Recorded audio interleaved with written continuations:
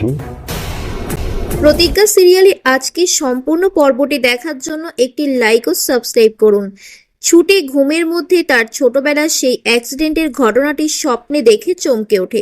অন্যদিকে ঈশা সেই ঠাম্মির বলা কথাগুলো বারবার ভাবতে থাকে। ঠাম্মির সেই অপমানগুলো ঈশার কানে বাজতে থাকে। ঠিক সেই সময় ঝুমকি এসে বলে, ঈশা দিদি, তুমি আমার সাথে কথা বলছো না কেন?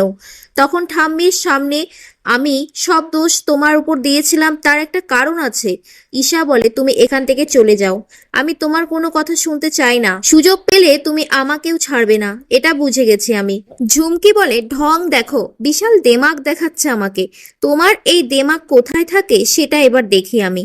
ঈশার সামনে তখন নাটক করে ঝুমকি, আর নাটক করে কান্না করে বলে, তুমি তো এই বাড়ির মেয়ে, সেই জন্য আমি কথাটা বলেছি।